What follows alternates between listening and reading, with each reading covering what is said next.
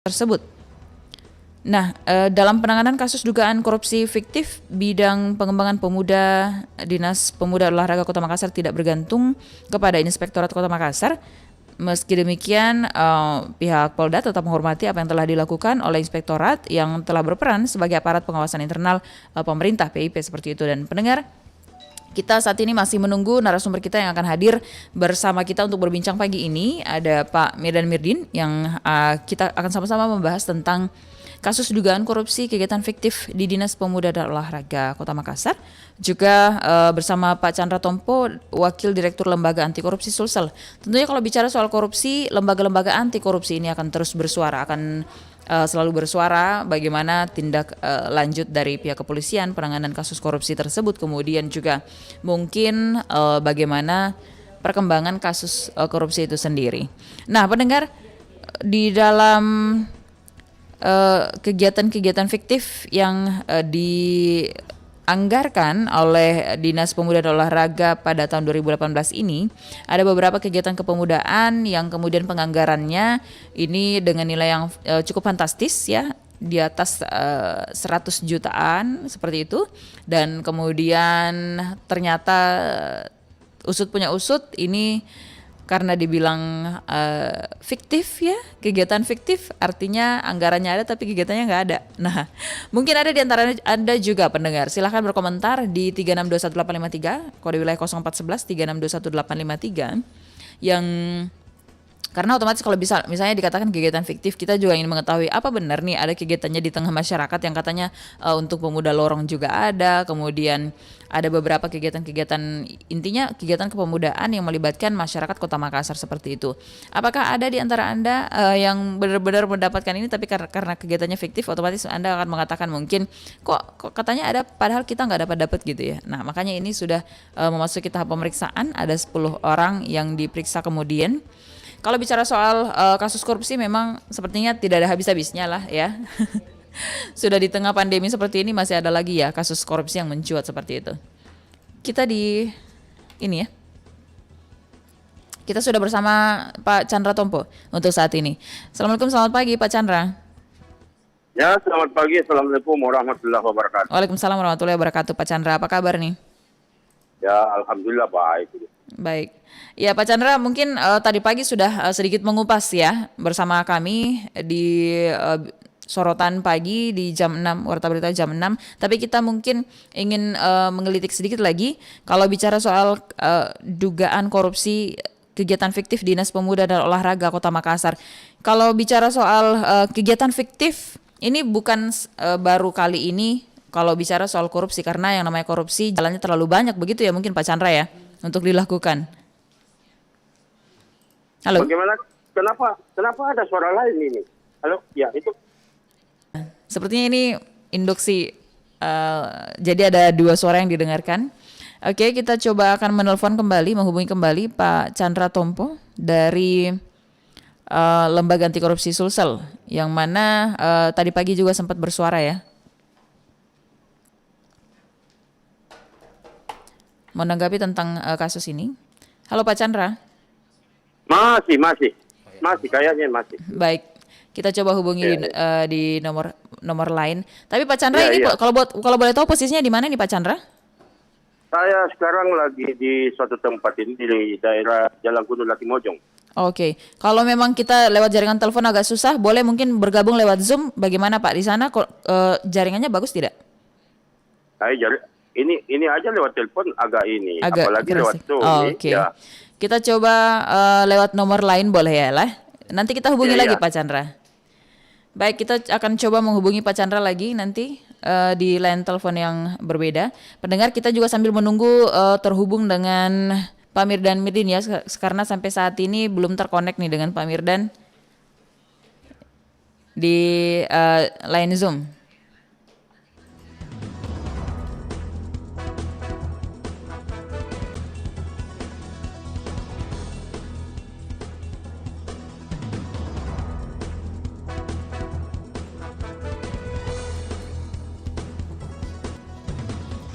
Baik pendengar, kita pagi ini sudah terhubung lewat aplikasi Zoom dengan Pak Mirdan. Halo Pak Mirdan, Assalamualaikum, selamat pagi. Pagi, Oh iya. Assalamualaikum warahmatullahi Halo, wabarakatuh. Pak Mirdan. Ya, Oke. Tapi saya tidak bisa ya, mendengar suara Pak Mirdan ya di headset nih. Apa kabar nih Pak Mirdan? baik.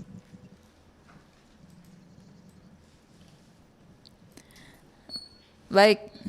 Ya, Kita juga pagi ini ya Pak Mirdan ya, kita juga sudah terhubung dengan Pak Chandra Tompo dari Wakil Direktur Lembaga Anti Korupsi Sulsel. Pak Chandra bagaimana? Ya bagus. Kali ini sudah bagus, oke. Pak Mirdan Ya. kita tahan dulu, sepertinya Pak Mirdan lagi OTW nih Pak Mirdan ya? Lagi di jalan sepertinya. apa apa? Oke, Aman bagus. baik. Kita ke Pak Chandra dulu. Pak Chandra ini membahas soal dugaan korupsi kegiatan fiktif Dinas Pemuda dan Olahraga nih Pak Mirdan. Mungkin tadi pagi juga sudah sempat disentil sedikit, namun kita mengupas lebih teliti sebenarnya dugaan korupsi kegiatan fiktif ini memang bukan hanya di Dispora dari pengamatan Anda sendiri selaku lembaga anti korupsi, tapi mungkin ada beberapa dinas lain atau lembaga lain juga yang melakukan hal yang serupa begitu dari pengamatan Anda Pak Chandra. Iya, terima kasih ya. Sebelum saya lanjutin, saya bicara dengan siapa ini, atas nama Iya. siapa? Iya Pak Chandra, dengan Nila di sini Pak Chandra, maaf. Oh iya, Mbak Nila, mau maaf ini Mbak Baik. Nila. Dan tidak enak berbicara tanpa kita mengenal siapa ya. Ya, kata Namanya orang tak siapa kenal maka minimal. tak kenal maka tak sayang begitu ya Pak Chandra ya. Betul sekali. Ya, berbicara tentang dugaan korupsi yang disinyalir ada di Pura Kota Makassar, ini bisa saja terjadi di instansi-instansi lain. Itu bisa saja. Karena ya yang namanya terkait dengan anggaran, terkait dengan kegiatan, terkait dengan juknisnya. Saya kira ini ada 3 komponen utama yang perlu diperhatikan. Hmm? Saya kira begitu Mbak Nila. Komponen apa nih? Tiga komponen yang dimaksud apa nih Pak? Ya, seperti misalnya SDM-nya, ya, kegiatannya, serta juknisnya. Apabila tidak transparan ini, maka ini akan bisa memunculkan ya dugaan-dugaan korupsi. Saya kira begitu Mbak Nila. Oke, intinya transparansi. Baik Pak Chandra tahan dulu, saya langsung ke Pak Mirdan. Pak Mirdan? Ya. Iya Pak Ya. Mirdan. Kalau bicara soal dugaan korupsi kegiatan fiktif Dinas Pemuda dan Olahraga, Pak Mirdan sendiri sudah tahu tidak? Karena ini kasusnya dari 2018 nih. Mungkin 2019 sudah ada sempat dengar-dengar begitu sampai 2020.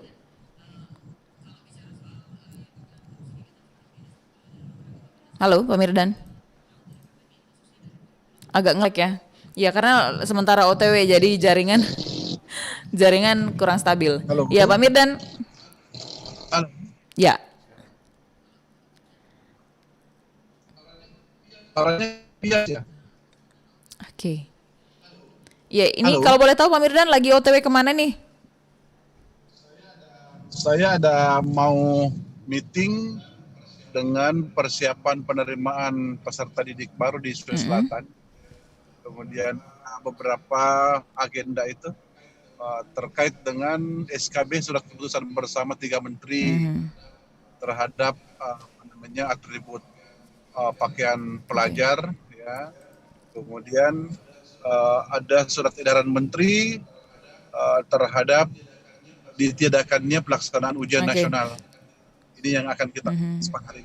Nah, terkait dengan permasalahan ya, saya sebagai bukan ASN ya, Ya. saya sebagai pengamat, ya, saya sebagai pengamat olahraga di Sulawesi Selatan tentunya di Indonesia dengan jaringan RRI dan media-media yang lain tentunya.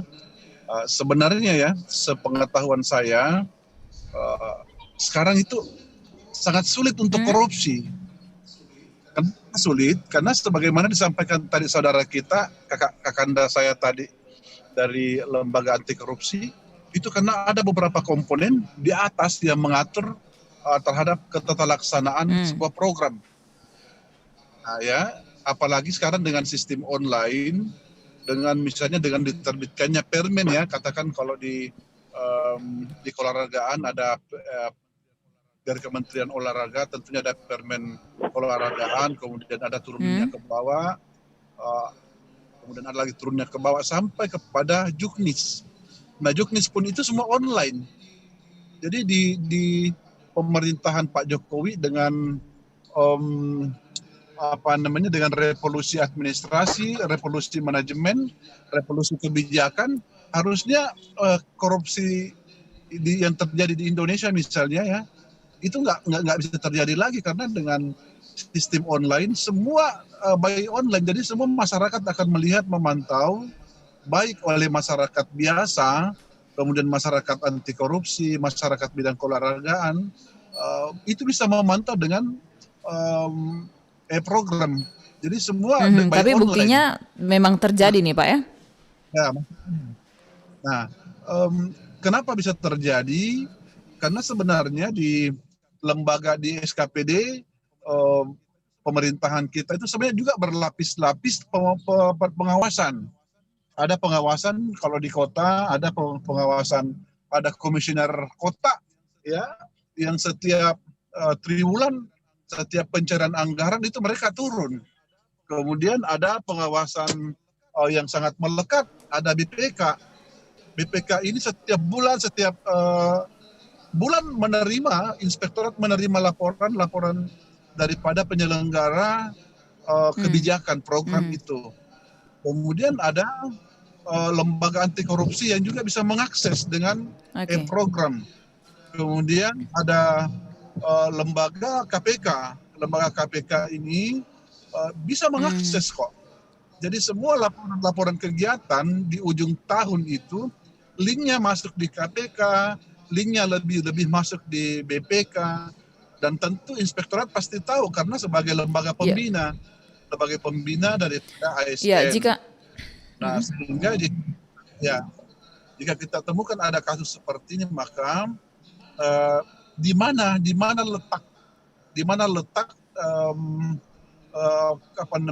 letak kelemahan itu sehingga orang-orang tertentu, oknum tertentu bisa memanfaatkan celah itu. Tadi kalau dikatakan Pak Chandra Tompo salah satunya juga lewat SDM-nya. Kemudian kalau seperti dipaparkan tadi Pak Mirdan, sudah sangat sulit karena banyak media yang memungkinkan hal itu tidak dapat terjadi, namun kemudian faktanya memang ada kegiatan fiktif. Apalagi kalau kita tahu pemeriksaan BPK ini kan detail ya Pak ya.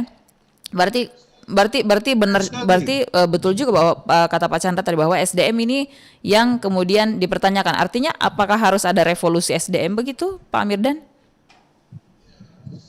Iya, sangat benar apa dikatakan kakanda saya Pak Chandra, itu benar.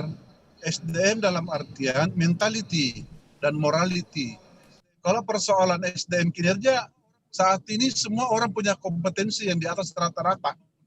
Kemampuan menggunakan IT, kemampuan membuat program, semua mutakhir.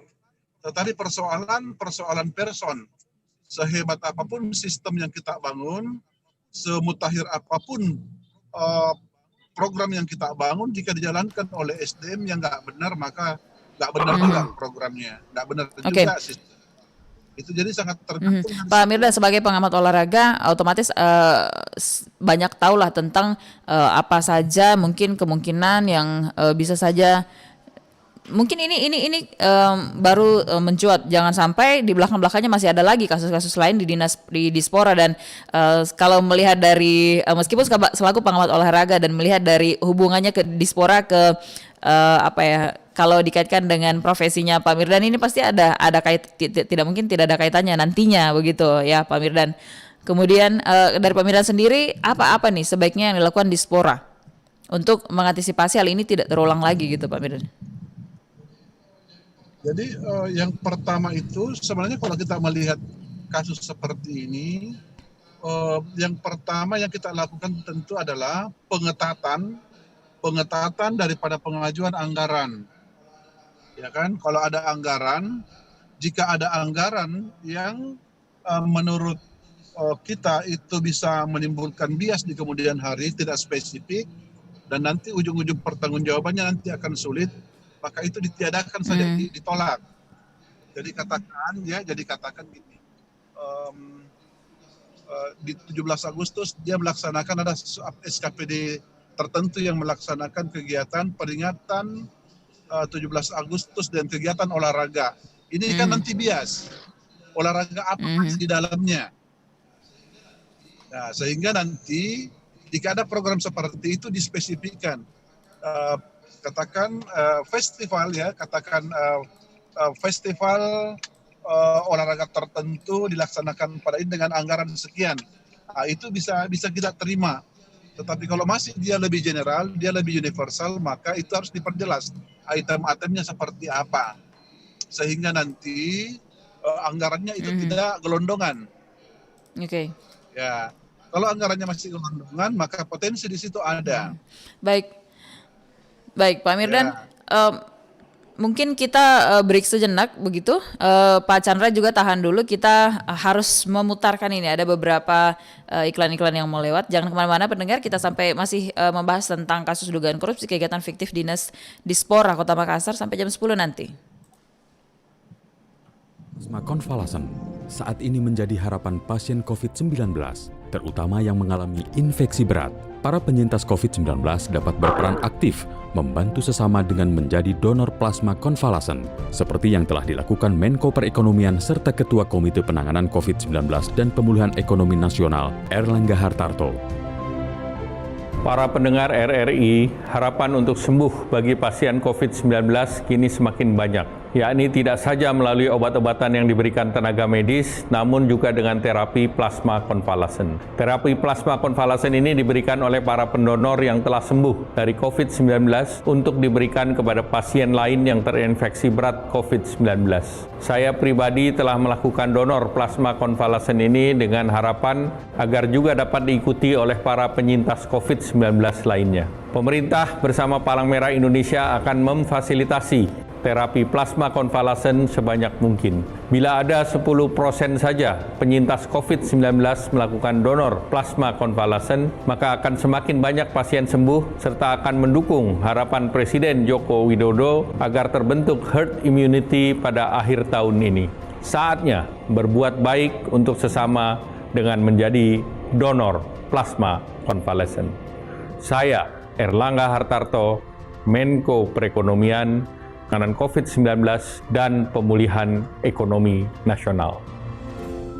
Mulai hari Selasa tanggal 26 Januari hingga 8 Februari 2021 adalah periode perpanjangan pemberlakuan pembatasan kegiatan masyarakat.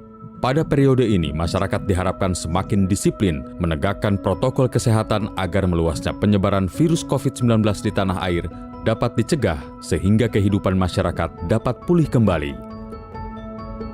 Pendengar RRI, kebijakan pemerintah memperpanjang pemberlakuan pembatasan kegiatan masyarakat terhitung mulai tanggal 26 Januari hingga 8 Februari 2021 sudah diperhitungkan dan dipertimbangkan dengan seksama. Kebijakan ini mungkin membuat tidak nyaman sejumlah pihak, terutama mereka yang terdampak secara sosial dan ekonomi. Namun apa yang ditetapkan pemerintah adalah untuk kemaslahatan masyarakat luas. Kami berharap pada periode PPKM 26 Januari hingga 8 Februari, semua pihak semakin disiplin melaksanakan protokol kesehatan, sehingga selain Banten, Yogyakarta akan lebih banyak lagi provinsi yang mengalami penurunan kasus COVID-19.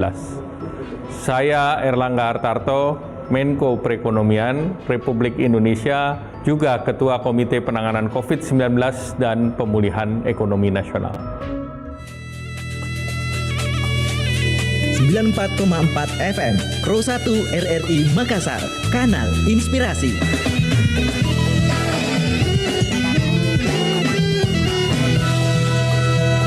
Pada era pandemi COVID-19, sektor UMKM adalah tulang punggung ekonomi yang tetap bergerak dinamis.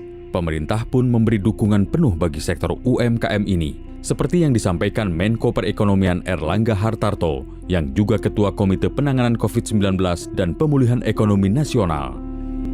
Para pendengar RRI, optimisme pemulihan ekonomi nasional saat ini mulai nampak. Antara lain dengan indeks kepercayaan konsumen sudah mencapai 96,5% dari target 100%. Pemerintah terus menunjukkan komitmennya melakukan pemulihan ekonomi nasional di tengah pandemi dengan memfasilitasi kemudahan bagi para pelaku usaha mikro, kecil, menengah.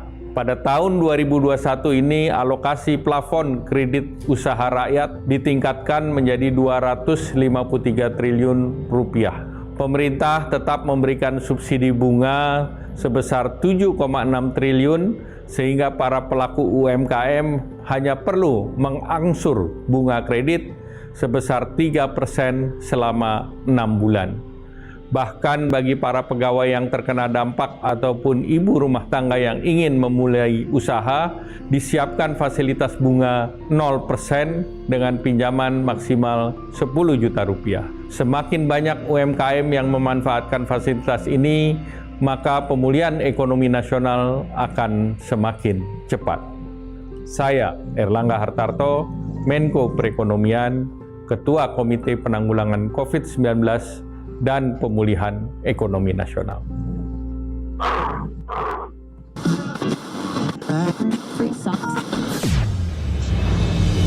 Lintas Makassar Pagi, Pro 1 RRI Makassar, Kanal Inspirasi.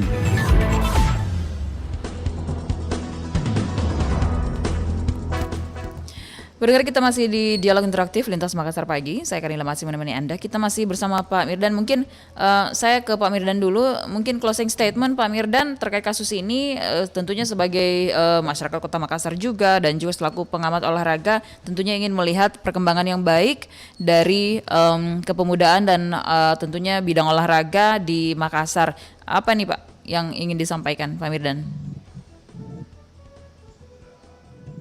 Saya kira perilaku korup ya mulai saat ini saya bilang harus dihentikan karena ini sangat merusak sendi-sendi bangsa ini dan juga tentu sangat merugikan masyarakat kita. Anggaran yang seharusnya dipergunakan untuk peningkatan kebugaran rakyat, peningkatan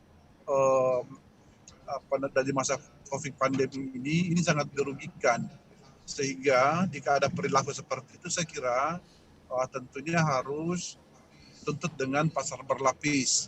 Ini sebagai efek jerah daripada orang di tengah-tengah susahnya hidup masih ada perilaku seperti itu, dan juga menjadi pembelajaran bagi saya, bagi siapa saja sebagai pelaku daripada olahraga, pelaku daripada pengguna APBD, APBN, sehingga menjadi siaran ini betul-betul menjadi pembelajaran bagi kita semua. Dan kita tutup tentu dialog ini ya dengan harapan bahwa dengan virtual meeting seperti ini menjadi media untuk saling mengingatkan, media edukasi bagi pengguna-pengguna anggaran negara, dan juga tentu menjadi inspirasi ide daripada lembaga-lembaga yang lain untuk membantu pemerintah agar dana-dana APBD dapat disalurkan, dimanfaatkan dengan sebaik-baiknya.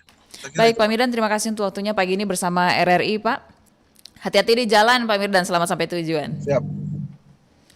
Baik, kita kembali ke Pak Chandra Tompo. Kita sudah bersama Pak Mirdan tadi dan kita ke Pak Chandra Tompo. Pak Chandra, kalau bicara soal lembaga anti korupsi ini paling getol biasanya memperhatikan kasus-kasus korupsi yang ditangani Polda Sulsel. Dari Laksus sendiri sampai saat ini apa yang digaungkan kepada pihak Polda ini Pak?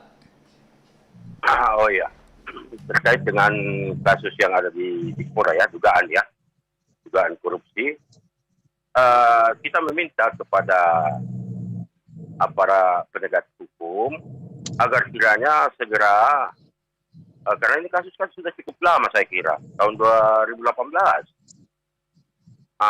Kita meminta ini dari Laksus agar segera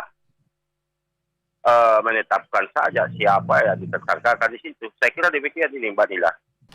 Oke, tapi sampai saat ini kan sudah ada 10 saksi yang diperiksa nih Pak Chandra, dan kemudian rencananya akan dipanggil juga Kadispora Makassar. Kalau pemanggilan ini menurut Anda masih ada tidak yang sebaiknya selain mereka ini yang harus dipanggil juga begitu? Itu langkah yang bagus ya. Kita harus apresiasi itu pihak Polda. Karena begitu dipanggil itu sebagai kepala dinas pada waktu itu, saya tidak tahu apakah kepala dinasnya sekarang atau itu harus dipanggil karena dia sebagai penanggung jawab anggaran di dinas. Pasti akan terbuka, akan terkuak semua. Saya kira begitu Mbak Nila. Pak, tapi kalau melihat dari Pak Chandra, kalau melihat dari dugaan kasus korupsinya ini, kegiatan fiktif, sampai sekarang memang masih zamankah yang seperti ini Pak? Masih Oh banyak kah? iya, oh iya. Hmm, Kita lihat ya, mengacu kepada apa yang dikatakan tadi sebagai narasumber siapa? Pak Firdan. Mohon maaf ini. Iya Pak Migdan. Oh bukan hanya di daerah ini terjadi. Itu hampir skala nasional pun terjadi hal ini. Jadi kita lihat sistem sudah bagus, ya, juknisnya ada, tetapi keterbukaan ini masih terbatas, Mbak. Terus terang keterbukaan ini, yaitu transparansinya, itu masih sangat terbatas.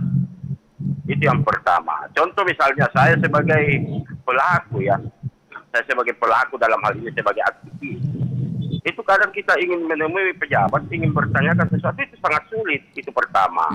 Ah, ini kan mengacu kepada transparansi, berarti masih terbatas transparansi ini.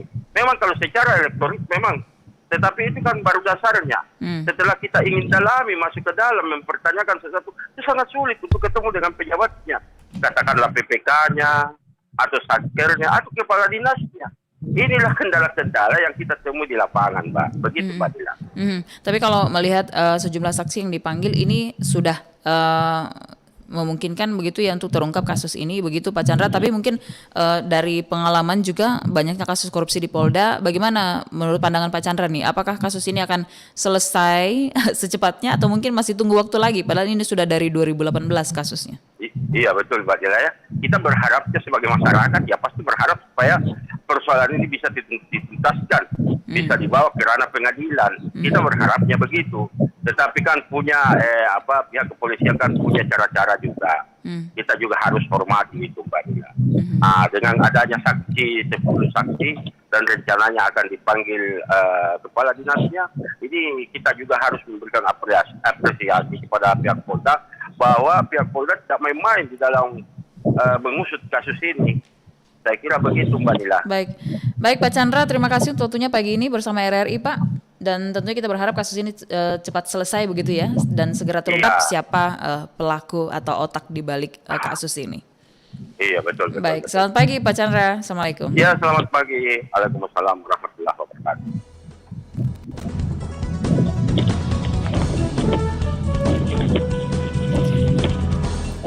Pendengar, kita sudah bersama Pak Chandra Tompo, Wakil Direktur Lembaga Anti Korupsi Sulsel, yang tentunya berharap mungkin sama juga dengan harapan masyarakat bahwa kinerja kepolisian ini bisa segera diketahui seperti apa nantinya perkembangan kasusnya, kemudian juga siapa otak di balik kasus ini.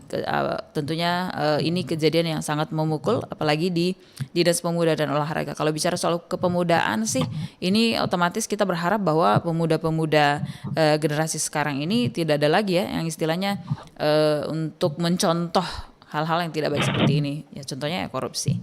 Masih bersama saya Karnila Kandi dan juga seluruh tim kreatif yang bertugas pagi ini. Kita masih di dialog interaktif pagi Lintas Makassar Pagi.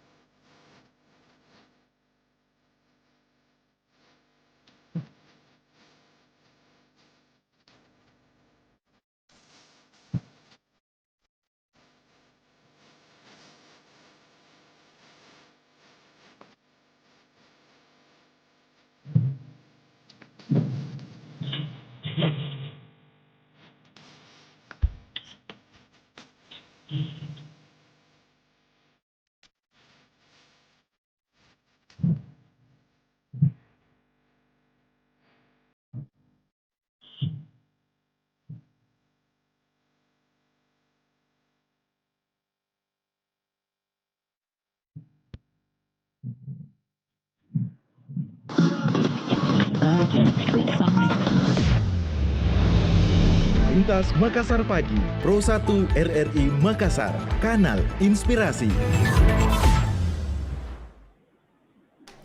Kita masih di Lintas Makassar Pagi, mendengar terkait dugaan kasus korupsi di tubuh Dinas Dispora ya. Anda yang ingin berpartisipasi silahkan di 3621853 untuk menanggapi tentang ini. Kita coba sapa ada pendengar kita. Halo, selamat pagi. Halo. Selamat pagi, Assalamualaikum. Waalaikumsalam, dengan siapa Pak? Amiruddin Tahu dari Majene. Pak Amiruddin silakan ini Pak menanggapi adanya kasus dugaan korupsi di Dispora Makassar. Jadi memang ini berbicara masalah korupsi di tanah air ini. Rupanya semua lintas kementerian, dinas, kantor dan seterusnya.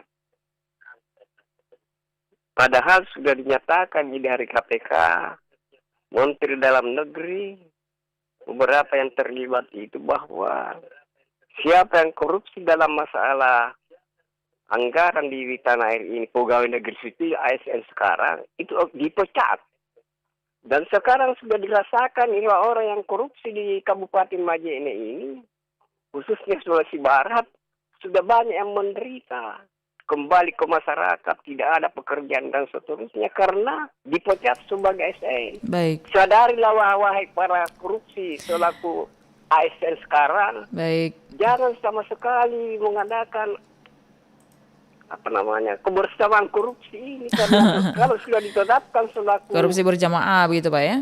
Iya, berjamaah. Nanti Kalau sudah berkaitan-berkaitan. korupsi, amin ya rabbal alamin, selaku pegawai negeri sipil dipecat. Terima kasih. Wassalamualaikum Waalaikumsalam warahmatullahi wabarakatuh. Pak Amiruddin di Majene sudah bersama kita pagi ini. Dan ya, pendengar, bicara soal kasus dugaan korupsi ini, memang Subdit Tipikor Direktorat Reserse Kriminal Polda Sulsel memang sudah memeriksa sejumlah saksi dalam kasus dugaan korupsi kegiatan fiktif Dispora. Dan tidak hanya itu, pihak Polda juga berencana memeriksa Kepala Dinas Pemuda dan Olahraga dalam proses penyidikan kasus ini.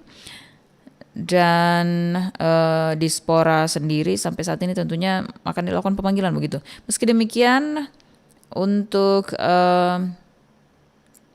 pihak inspektorat sendiri juga masih terus melakukan pengawasan seperti itu selaku aparat pengawas internal pemerintah APIP.